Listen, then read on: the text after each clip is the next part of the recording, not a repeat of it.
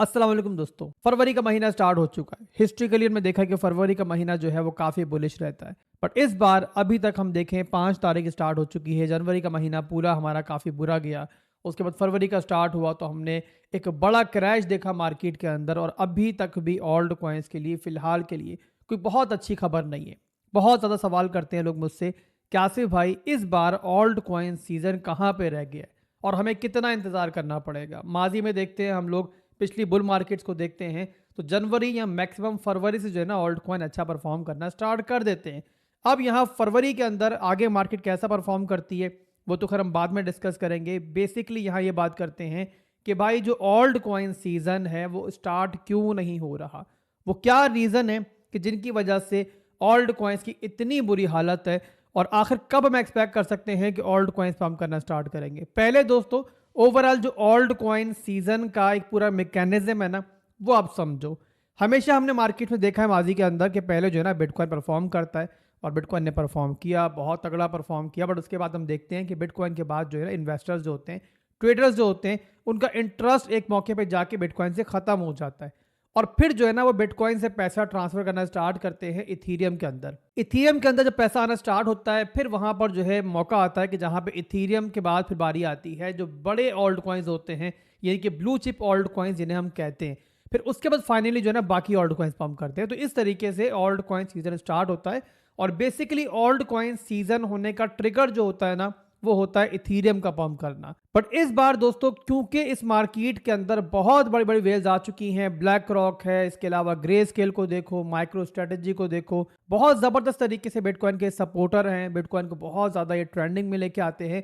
और सबसे इंपॉर्टेंट चीज ये है कि यूएसए के अंदर जो बंदा अब सदर बन चुका है वो भी जो है ना बिटकॉइन को लेकर बहुत ज्यादा पॉजिटिव है। तो सारे सिनेरियो के अंदर जो बिटकॉइन के अंदर इंटरेस्ट है ना इन्वेस्टर्स का, वो यहां पर जो है ना अभी तक कम होने का नाम नहीं ले रहा। अब देखो बिटकॉइन को अगर, तो सारी यहां पे मार्केट की मैनिपुलेशन के बावजूद बिटकॉइन ने अभी तक जो है ना अपना ये 90,000 का एरिया ब्रेक नहीं किया है। अगर मार्केट इतनी गंदी है, अगर मार्केट इतनी बुरिश चल रही है तो भाई बिटकॉइन को भी सपोर्ट लूज करनी चाहिए थी ना। बट अगर देखो अभी तक आप लोग, तो बिटकॉइन ने अभी तक इस सपोर्ट को लूज नहीं किया। तो इसी रीजन की वजह से इथीरियम का पंप करना ओल्ड कॉइन सीजन के लिए बहुत जरूरी है। ओल्ड कॉइन ने तब भी प्रॉपरली परफॉर्म करना स्टार्ट करना है कि जिस टाइम इथीरियम स्ट्रांग होगा, और इसीलिए इथीरियम को जो है ना मार्केट की रानी कहा जाता है। अब यहाँ पे अगला सवाल आपका होगा कि चलो हमने समझ लिया कि जो ओल्ड सीजन है वो क्यों स्टार्ट नहीं हो रहा, बट आखिर ऐसा होगा कब, वो कब मौका आएगा कि इथीरियम परफॉर्म करना स्टार्ट करेगा और ओल्ड कॉइन परफॉर्म करना स्टार्ट करेंगे।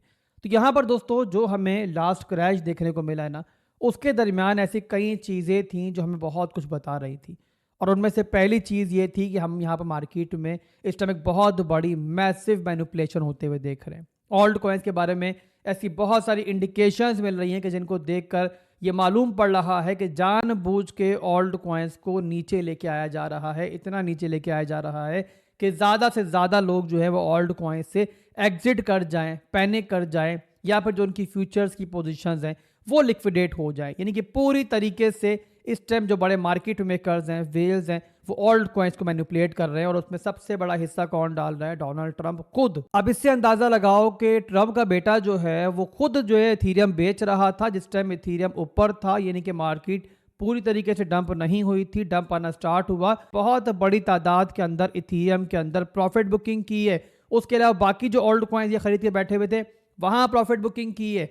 और फिर जब मार्केट डंप हुई है, नीचे आई है, 2100 तक इथीरियम गया है, इस बंदे ने दोबारा इथीरियम खरीदे और ज़रा बाकी ऑल्ट कॉइन्स भी लिए होंगे। तो इससे अंदाजा लगाओ कि यूएसए का प्रेसिडेंट, उसकी अपनी कंपनी, उसका अपना खानदान जो है वो ऑल्ट कॉइन्स को मैनिपुलेट कर रहा है, नीचे लेके आ रहे हैं, फिर दोबारा डिप में बाय कर रहे हैं। तो आप बताओ मुझे, क्या इस सब के पीछे कोई रीजन नहीं है? तो हमें क्लियर अंदाजा हो रहा है कि जानबूझ के ऐसे डंप्स लाए जा रहे हैं, इतने बड़े बड़े डंप्स लाए जा रहे हैं ओल्ड कॉइन्स के, कि जहां पे ये लोग जो है खरीदारी करें और उसके बाद जब ओल्ड कॉइन्स पंप करें तो उससे मैक्सिमम फायदा उठा पाएं। जैसे पहले बताया मैंने कि अगर मार्केट इतनी बुरी है तो भाई बिटकॉइन क्यों अपनी सपोर्ट लूज नहीं कर रहा, बिटकॉइन क्यों अभी तक बार बार उस सपोर्ट से बाउंस बैक कर रहा है। तो हमारे पास जो क्लियर सिचुएशन बनती है वो यही बनती है कि शायद हमने जो लास्ट क्रैश देखा था वो कोविड के ज़माने वाले क्रैश जैसा क्रैश था। यानी वहां पर भी देखा था हमने कि मार्केट जो है एक बहुत मैसिव क्रैश की तरफ गई थी, उसके बाद काफ़ी दिन तक मार्केट कंसोलिडेट करती रही थी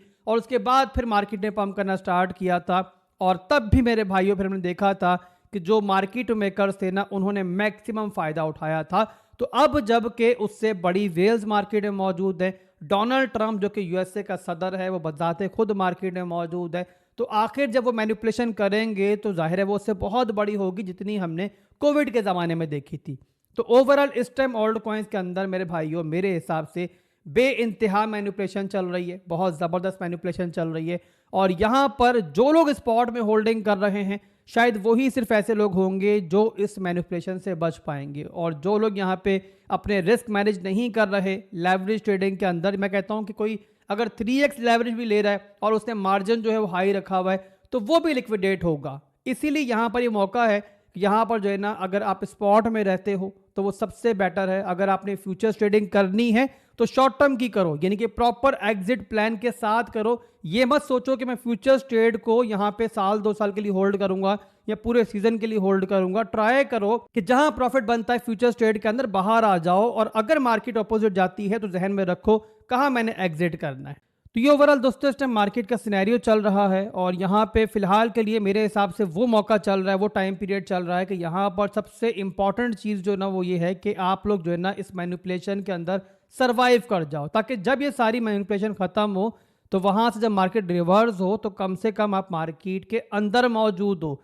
ऐसा ना हो कि मार्केट आपको ओल्ड कॉइन से पहले ही किक आउट कर चुकी हो और बाद में जब मार्केट पंप कर रही हो फिर आप जो है ना उसको हाई प्राइस पे बाय करो। क्योंकि यहाँ पे रिटेल मनी जो है ना मेन मिस्टेक ये करती है कि वो हाई प्राइस पे खरीदती है और लो पे बेचती है। जैसे हमने पहले देखा था ना कि जब ओल्ड कॉइन्स परफॉर्म करना स्टार्ट हो गए थे, कई लोगों ने ऊपर के लेवल्स पे एंट्रियां मारी, और जब वही ओल्ड कॉइन्स 50,000 के लेवल बिटकॉइन चल रहा था, नीचे थे, तब उनको कोई नहीं देख रहा था। और एक दफ़ा फिर से जब ओल्ड कॉइन्स दोबारा डंप कर चुके हैं, बहुत बुरी तरीके से डंप कर चुके हैं, अब दोबारा ओल्ड कॉइन्स की तरफ कोई नहीं देख रहा। और यहाँ पर लोग बस एक ही सवाल कर रहे हैं कि भाई क्या सब कुछ बेच बाज के मार्केट से निकल जाए। बेचने का टाइम वो था कि जब ओल्ड कॉइन्स ऊपर थे, जब ओल्ड कॉइन्स ज़मीन पे पड़े हुए होते हैं ना, वो टाइम बेचने का नहीं होता। अब यहाँ पर जाहिर सी बात है कोई मेरी तरफ से आपको यहाँ पे फाइनेंशियल एडवाइस नहीं है, आपका पैसा है, ना ही आप लोगों ने मुझे अपने प्रॉफिट में से कुछ देना है और ना ही आप लोगों ने मुझे अपने लॉस में से कुछ देना है। जो मुझे मार्केट में दिख रहा है मैं वही आपसे बता रहा हूं, इसके बाद आप लोग फैसला करो कि आप लोगों ने अपने पैसे के साथ क्या करना है। बहरहाल दोस्तों ये फंडामेंटल सिनेरियो चल रहा है मार्केट का। अब यहाँ पे चलते हैं हम लोग बिटकॉइन के चार्ट के ऊपर और थोड़े से टेक्निकल एनालिसिस भी छोटे से कर लेते हैं शॉर्ट टाइम फ्रेम के अंदर कि यहाँ पर क्या चल रहा है इस टाइम मार्केट के अंदर। आप लोग जानते हो कि बिटकॉइन के अंदर जो हम लोग ट्रेड वगैरह कर रहे हैं इन 4-5 दिनों के अंदर बहुत ज़बरदस्त जा रही है।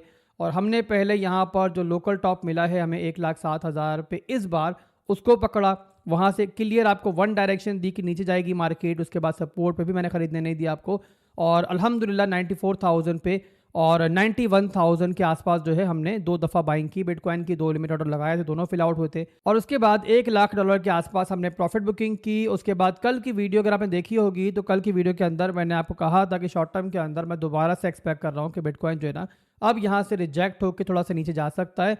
और इसी रीज़न की वजह से कल मैंने आपको एक सपोर्ट मार्क करके दी थी कि जहाँ पर जो है ना आप लोग यहाँ पे नए लिमिट ऑर्डर लगा सकते हो, और वो ये हमारी रेंज ये है 95,700 से लेकर लगभग ये सपोर्ट बनती है 94,700।